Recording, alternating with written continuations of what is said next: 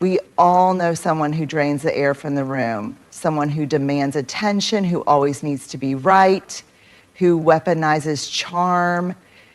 And maybe we've tried everything: confrontation, silence, even compliance, hoping something would change. But here's the truth. We can't fix what someone won't admit is broken.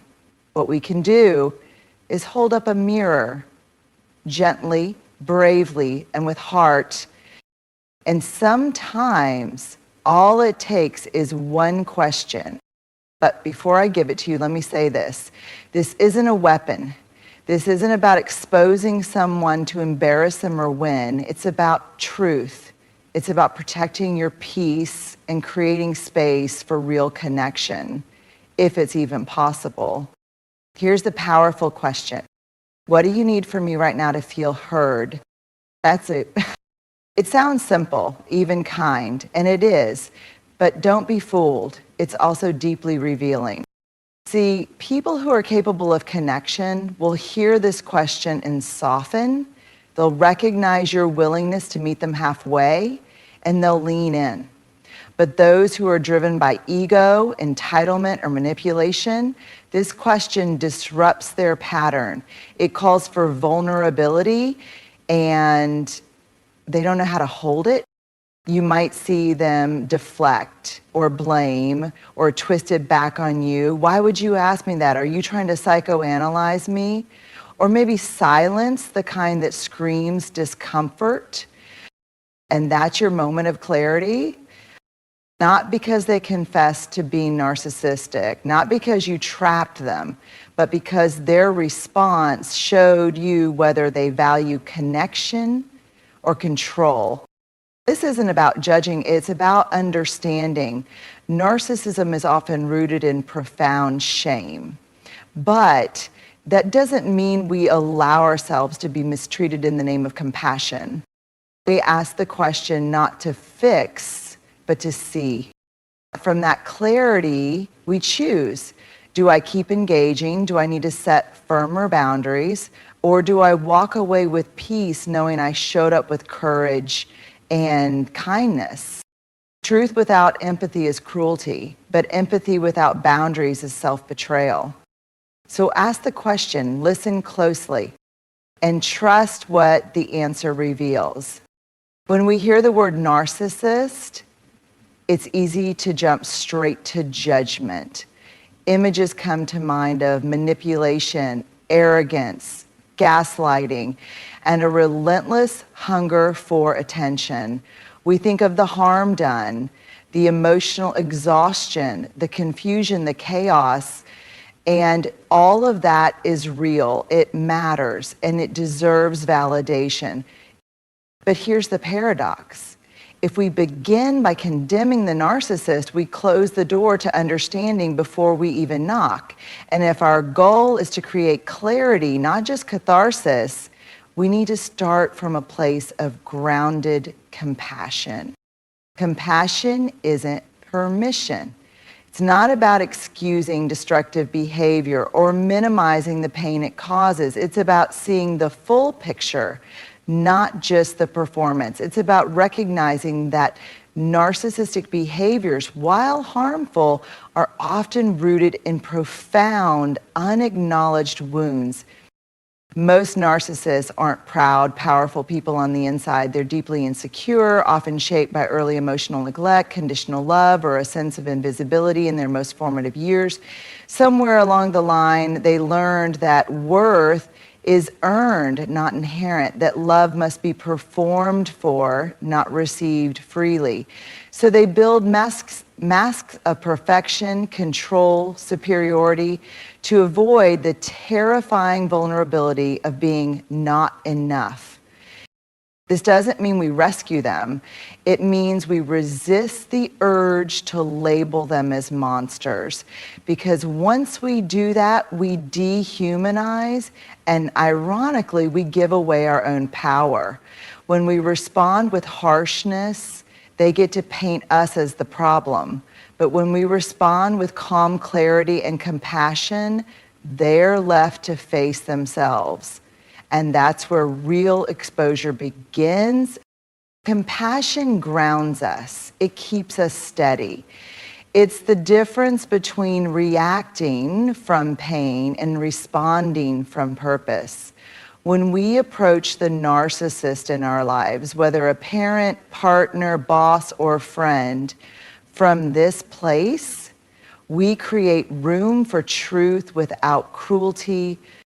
So before you ask the powerful question, before you try to spot the mask or understand the manipulation, take a breath and remember your power lies not in shaming, but in seeing clearly and kindly. That's how we begin to reclaim the space narcissism often steals, with boundaries wrapped in compassion and clarity held with courage. In moments of conflict, especially when dealing with someone who constantly shifts blame, rewrites reality, or deflects accountability, our instinct is often to confront, to lay out the facts, to demand answers, to expose the lies and inconsistencies, thinking that if we just show them how wrong they are, they'll finally get it. But here's the hard truth. Accusation rarely leads to revelation, especially with someone who thrives on control, who's skilled at dodging responsibility, and who sees vulnerability as a threat rather than a bridge. That's why curiosity is so powerful and so underrated. Curiosity doesn't look like weakness, it looks like presence. It sounds like, help me understand. Can you walk me through what you meant? Or what was going through your mind when that happened? These aren't softball questions, these are invitations. And invitations require a level of emotional maturity to accept. With a healthy person, curiosity can deepen connection. With a narcissist, it disrupts the script. Because when you're curious, truly, calmly, non-reactively curious, you refuse to play the game. You don't meet manipulation with outrage or silence with guilt. Instead, you create a space where their intentions, inconsistencies, and avoidance have nowhere to hide. Why? Because curiosity makes them do something they don't often do, reflect. And this is where it gets really revealing. Someone who's grounded in self-awareness and mutual respect will engage with that curiosity. They'll pause, they might even reconsider. But someone who relies on control and ego will often get defensive, offended, or annoyed. They might accuse you of being manipulative, which is ironic. Or they might pivot the conversation entirely to avoid. Curiosity is disarming, not because it's gentle, but because it demands honesty without demanding control. It says, I'm here, I'm listening, and I won't chase you, but I will stand firm in what I see. And most importantly, curiosity keeps you aligned with your own integrity. It keeps you from becoming the thing you're trying to protect yourself from, reactive, blaming, rigid. It allows you to hold someone accountable without holding hostility. It keeps you grounded in your values, even when someone else is spinning in theirs. So when in doubt, when the conversation feels twisted, when you're tempted to accuse, when you feel that rising tide of frustration, try this instead. Pause, breathe, and ask yourself, what do I need to understand here? And how can I ask with strength, not suspicion? That's the power of curiosity. It's the quiet force that exposes what accusation never could. The truth that can only emerge in the presence of calm courage. Sometimes we're looking for the moment, the one line, the one move, the one question that can pierce through the fog of manipulation, confusion, and defensiveness. We want something honest, disarming, something that doesn't escalate, but reveals. This is that question. What do you need from me right now to feel heard?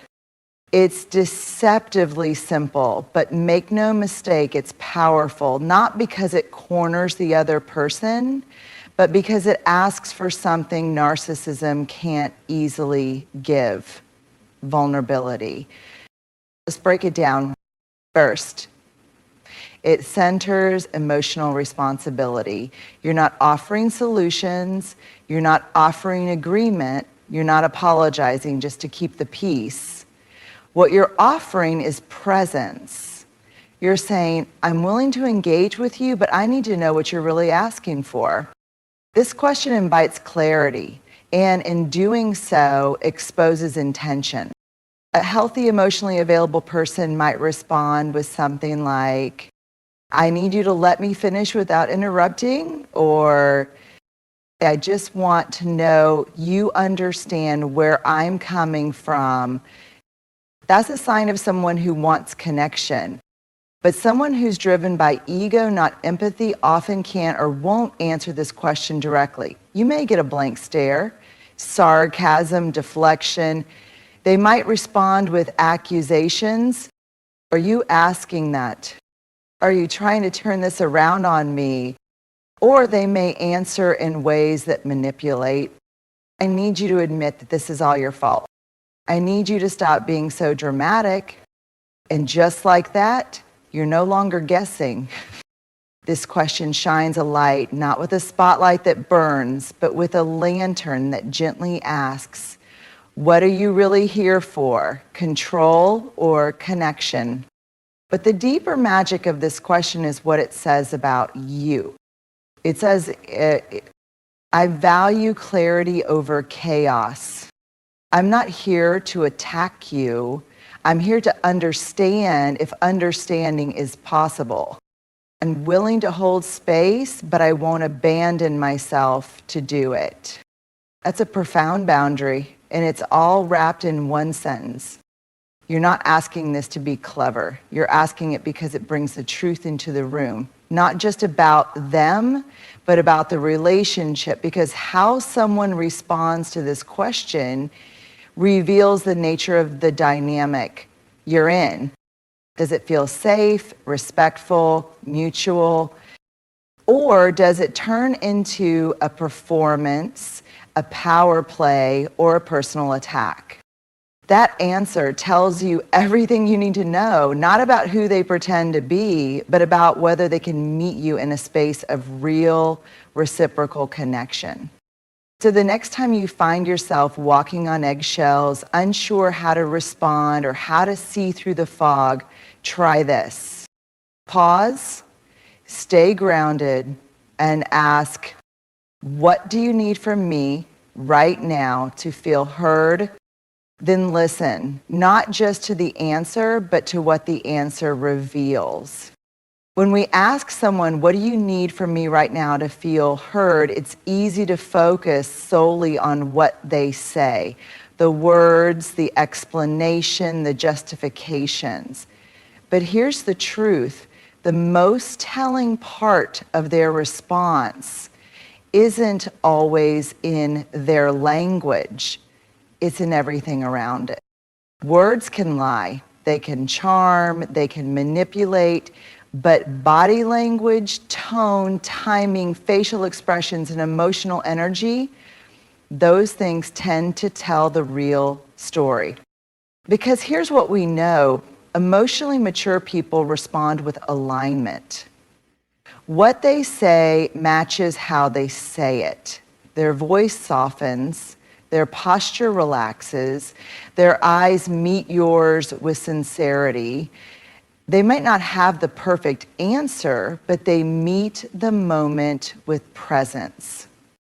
But with someone who's emotionally manipulative or narcissistic, the dissonance shows up fast. You might hear them say something that sounds right, I just want to be understood, but their tone is sharp, sarcastic, or dismissive.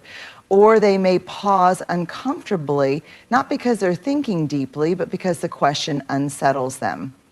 It strips away the usual tools, deflection, blame, emotional inflation, and asks for something real, vulnerability, intention, clarity.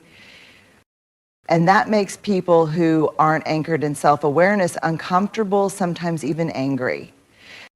So when you ask the question, watch more than you listen, do their shoulders tense up? Do they cross their arms, roll their eyes, or give a tight, forced smile? Do they launch into a monologue that subtly or not so subtly puts you on trial instead? Pay attention to the speed of their reply. A thoughtful pause can be a sign of someone digging for honesty. A quick defensive answer, especially one that flips the conversation back onto you, might signal avoidance or control. Watch how long they stay with the actual question. Do they acknowledge what you asked, or do they pivot immediately to what you're doing wrong, what you said yesterday, or how you always overreact? This is why staying calm is so important. If you ask the question and then get swept into their emotional spin, the moment is lost. But if you stay present, rooted, and observant, their response gives you data, not to diagnose them, that's not your role, but to discern what's true. Remember, narcissism is often fueled by performance. These individuals are used to crafting a version of themselves that gets a desired outcome: admiration, control, compliance. But the question you're asking pulls them off script. It doesn't reward the performance, it invites something real. And real is risky when you're hiding behind ego. So watch how they move in that moment. Do they move toward connection or away from it? Do they open up or shut down? Do they lean in with honesty or lash out with accusation? Because that response, that posture, that energy, it will tell you far more than the words alone. It will show you whether this is someone who can meet you in truth or someone who needs you to abandon yours in order to stay in the relationship. And that's the most important thing to know. The goal is never to catch someone in a lie. It's to see whether the space between you is a place where truth can actually live. So don't just hear their answer, witness their response. That's where clarity begins. There's a quiet strength in asking someone, what do you need from me right now to feel heard? But that strength doesn't come from the words alone. It comes from the boundaries behind the question. Without boundaries, even the most skillful communication can become a trap, a place where your empathy gets twisted, your clarity gets hijacked, and your peace becomes the price you pay for trying to keep the connection. Boundaries are often misunderstood. People think they're walls, cold, harsh, meant to push people away. But true boundaries aren't barriers, they're bridges. They don't push people out, they protect what's sacred within us. They tell others, this is how I will be treated if we're going to be in relationship. This is where I end and you begin. And in moments where narcissistic energy is present, moments where the air feels tight with defensiveness, manipulation, or blame, your boundary becomes your backbone. When you ask a question like, what do you need from me right now to feel heard? What you're really doing is offering an invitation, not a surrender. It's an offer that says, I'm here, I am present, I'm listening, but only if this space remains respectful and honest. That's what makes this moment so powerful, because narcissists often thrive on blurred lines, emotional enmeshment, guilt-based connection, constant validation. They want you to merge with their needs, their perspective, their pain. And without a boundary, it's easy to lose yourself in that pull. but your question is the boundary. It places responsibility back in their hands. It says, if you want something from me, you need to name it. I won't assume, I won't guess, and I won't contort myself around unspoken expectations. And if you can't meet me with clarity, I will still stand in mine. That's strength. Boundaries are not the absence of love. They are the most loving thing we can bring into a complicated dynamic because they don't just protect us, they reveal the shape of the relationship itself. They show us whether someone wants partnership or power. And here's the truth. When you start to live from your boundaries, some people will be offended, especially those who benefited from you not having any, especially those who expected you to twist, shrink, or smooth over every discomfort to keep the peace. But peace that requires your silence isn't peace, it's performance. And boundaries are what let you step off the stage and back into yourself. So in this moment, this brave, compassionate moment of asking a powerful question, let your boundary hold you. Let it say, I will not yell to be heard. I will not be guilted into abandoning my truth. I will not confuse manipulation with intimacy. And I will not trade my emotional well-being for someone else's comfort. Boundaries aren't just rules, they're values in action, and in this moment, they are your compass. They help you navigate not just what is happening, but who you're becoming in the face of it. And that's real power. Quiet, clear, unshakable. When we find the courage to ask a question like, what do you need from me right now to feel heard, especially in the presence of narcissistic patterns, it's tempting to hope for a breakthrough. We might quietly wish for the curtain to fall, the mask to slip, and the aha moment to unfold. The moment where the narcissist sees themselves clearly, owns the harm, apologizes with sincerity, and changes the story. And while that hope is human, it's also dangerous because narcissism at its core is about protection, not connection. It's a fragile ego wrapped in armor. And most people who operate from that space aren't waiting to be unmasked. They're working hard, consciously or unconsciously, to never be. So if you walk into that moment expecting a reveal, some dramatic confession or instant transformation, you may end up heartbroken, not healed. You might walk away asking, why didn't they change? Why didn't they admit it? Why didn't this question work? But the truth is, it did work, just not in the way you thought. This process isn't about changing them, it's about seeing clearly. It's about insight, not revelation.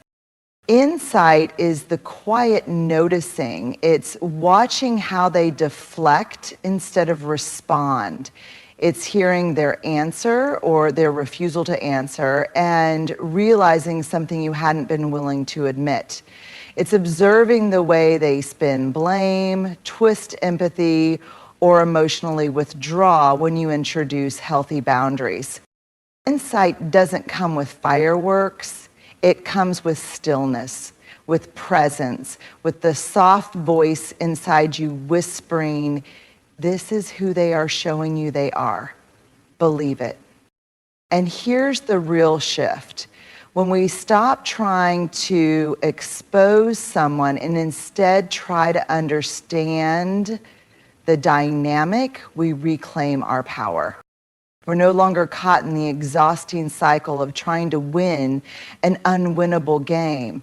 We're not fighting for truth to be handed to us. We're standing in it already. You don't need their revelation to validate your reality. You don't need their confession to confirm your clarity. You don't need their agreement to set a boundary or walk away or stay with eyes wide open. And when you stop chasing the reveal, you start seeing the insights that were there all along, the